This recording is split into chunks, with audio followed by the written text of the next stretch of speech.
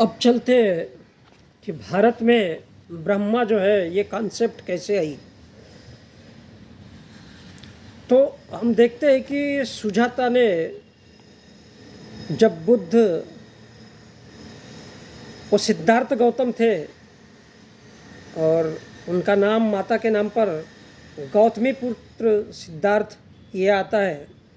और जब सिद्धार्थ कठोर तपस्या करते हैं, अब ये तपस्या है तो वो तपस्या करते हैं, तप करते हैं, जप करते हैं, जो भी समझना है।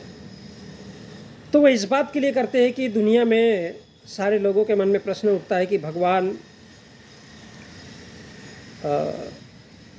है नहीं है। और बहुत से लोग इस बात की अवधारणा को मानते हैं कि कहीं ना कहीं प्रकृति अपने आप रूप बदलती है, तो वो कैसे होता है, तो फिर हम लोग उसको कहीं पे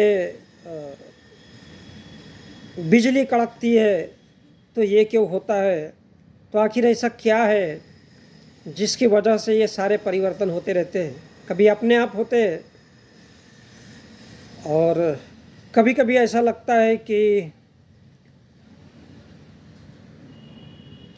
इस पृथ्वी को या इस संपूर्ण दुनिया को किसने बनाया। तो कुछ छोटी मोटी अवधारणाएं उस जमाने में बुद्ध के पूर्व 27 बुद्धों में थी, जो ज्ञान देते थे, आजू बाजू का, दाएं बाएं, ऊपर नीचे का समझाते थे। तो उनको ब्रह्मांड के ज्ञाता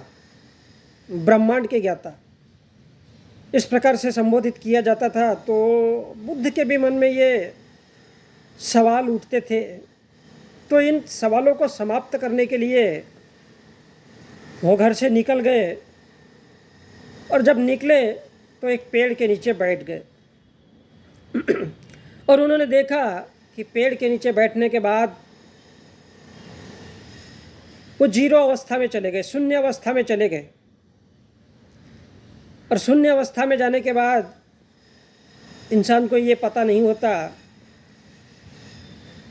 वो तपस्या करते करते बेहोशी की हालत में चले गए। और वहाँ पर एक महिला आती है सुजाता नाम से, और वो खीर खिलाती है। और जब वो खीर खिलाती है तो उनको ये एहसास होता है कि मैं जिस चीज़ की खोज कर रहा हूँ वो तो इस दुनिया में है ही नहीं, मानने लायक नहीं है, ये इंसान का एक भ्रम है, क्योंकि भगवान नहीं है, यह उनको मालूम हो जाता है। तो वो एक इस प्रकार के वातावरण में कन्वर्ट हो जाते हैं जिसको बुद्ध कहा जाता है। अर्थात वो जागृत अवस्था में आ जाते हैं पूर्णतया। तो बुद्ध का वास्तविक अर्थ है संपूर्ण जागृत इंसान। अर्थात जब वो बुद्ध बने तो वह आगे बढ़ने लगे। अब इंसान को जब ये मालूम हो जाए कि मैं क्या हूँ, तो वह आगे बढ़ने लगता है। इसी प्रकार से वो आगे बढ़ने लगे और वो मन ही मन कुछ सोचते विचारते हुए आगे बढ़ रहे थे। वो मन में ये सोच रहे थे कि अब मुझे लोगों को ये कैसे समझाना है कि भगवान नहीं है, और एक मार्ग या एक विचार लोगों तक पहुंचाना है जो वास्तव में दुनिया के लोगों के लिए सुखकारी होगा। तो मन में इस प्रकार से बातचीत करते करते अपने मन ही मन मुस्कुराते हुए आगे बढ़ रहे थे। और वो अपने अंदर में उनको ऐसा ज्ञान हो चुका था, उनका मन कह रहा था कि अब मैं पहले वाला सिद्धार्थ नहीं हूँ, अब मैं एक जागृत इंसान बन गया। लेकिन यह मार्ग, यह विचार मैं किस रूप में लोगों को देना है कि भगवान नहीं है और उससे धारणाएं जितनी भी जुड़ी हुई है वो गलत है, तो किस प्रकार में लोगों को अंधेरे से बाहर निकालना है, ऐसा सोचते सोचते वो आगे बढ़ते हैं। तो उनको चलते चलते एक ब्रह्मा संपत्ति नाम का व्यक्ति मिलता है। अब सवाल ये उठता है कि यह ब्रह्मा संपत्ति कहाँ से आया। तो यह भारत के इतिहास में लिखा है। ये भारत के इतिहास में लिखा है कि एक ब्रह्मा संपत्ति नाम का इंसान मिलता है और वो बुद्ध से जब थोड़ी सी बातचीत होती है तो बुद्ध बताते कि मेरा ऐसा विचार मार्ग है और दुनिया में भगवान नहीं है और ये लोगों को समझाना है। तो बुद्ध की कुछ बातें ब्रह्मा संपत्ति से बताते, शेयर करते, तो यह ब्रह्मा संपत्ति समझ जाता है और वहाँ से निकल जाता है और वह लोगों में आकर के प्रचार प्रसार करता है, घूमने लगता है और लोगों को घूमते घूमते बताता है इधर उधर जाकर के कि गौतमी पुत्र सिद्धार्थ अब बुद्ध बन चुके हैं। तो लोग ये समझ ले, वो प्रचार करता है बाहर जाकर जनता में, तो लोग समझ ले जो अंधा है उसे आंखें मिल गई, जो लंगड़ा है उसे पैर मिल गया, जो भूखा है उसे भोजन मिल गया, जो जीवन से त्रस्त है उसे संतुष्टि मिल गई, और जो मरना चाहता है वो समझ ले कि उसने जीना सीख लिया। ये कौन प्रचार करता है? ब्रह्मा संपत्ति। इस प्रकार सर्वप्रथम बुद्ध की बात का प्रचार प्रसार करने वाला जो व्यक्ति था ब्रह्मा संपत्ति माना गया, और इसलिए हिंदू धर्म के लोगों ने, ब्राह्मणों ने उसे पुरुषों में सर्वश्रेष्ठ अर्थात सर्वप्रथम इंसान की जो बुद्ध के विचारों को आगे लेके आया, लोगों में बताने लगा और लोगों को जागृत करने लगा कि इस दुनिया में अब ऐसा इंसान भी पैदा हो चुका है जिसका एक सामान्य इंसान से जो राजपाट छोड़कर आया, जो बीवी और बच्चे को त्याग कर दिया, अब वो इंसान बहुत बड़ा महामानव बनने जा रहा है और वो भविष्य के दुनिया के लोगों के लिए एक वास्तविक भगवान होगा। तो ये जो विचार जान चुके इंसान ब्रह्मा थे, तो इसलिए उसको पुरुषों में सबसे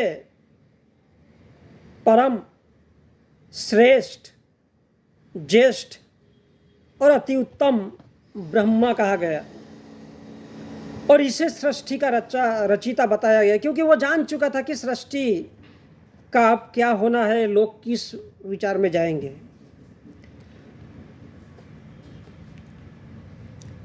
दूसरी बात यह है, तो यह ब्रह्मा संपत्ति भारत के इतिहास में जो रखा गया है, ये पहली बात है। और दूसरी बात यह है कि बुद्ध के ज्ञान का प्रकाश चारों दिशाओं में होता था। यह इस बात का प्रमाण है कि संपूर्ण ब्रह्मांड अर्थात दाएं बाएं आजू बाजू बुद्ध के तर्कों, बुद्ध के ज्ञान को कोई काट नहीं सकता था। अर्थात बुद्ध के ज्ञान की इस प्रथम अवस्था जो जागृत, जो इंसान संपूर्ण जागृत होने से है, वो इस प्रकार थी कि चारों ओर बुद्ध ही बुद्ध की बातें थी। इसलिए बुद्ध की अनेकों मुंडिया वाली प्रतिमाएं स्थापित की गई है, जिसका अर्थ है कि किसी भी दिशा में अगर आप जाओगे, चाहे वो उत्तर हो, दक्षिण हो, पूर्व हो, पश्चिम हो, तो बुद्ध के ज्ञान के अलावा कुछ भी नहीं होगा।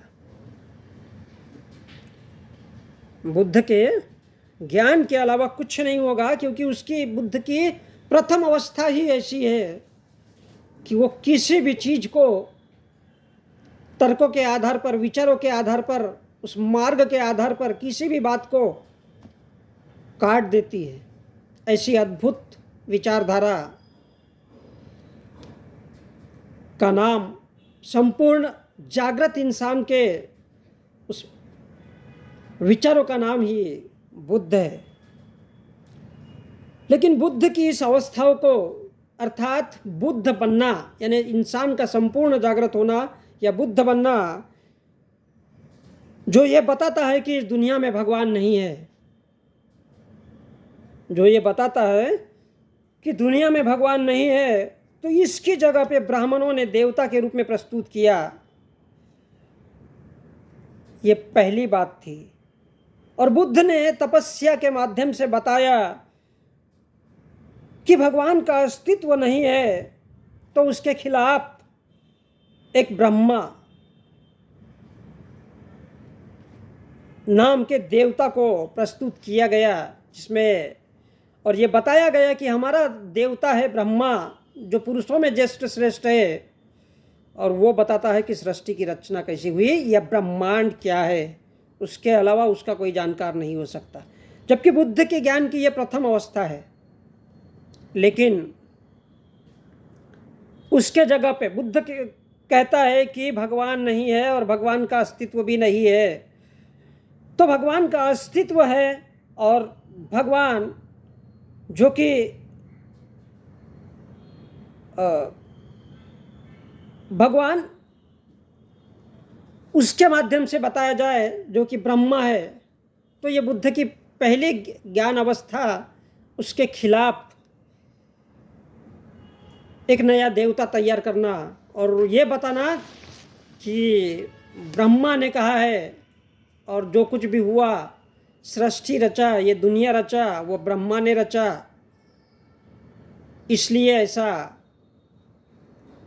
नया देवता तैयार किया गया कि सृष्टि की रचना उसने की। जबकि बुद्ध ने पूरी विचारधारा को, पूरे लोगों को, पूरे मनुष्यों को, उस काल के तत्कालीन के लोगों को समझाया कि भगवान नहीं है।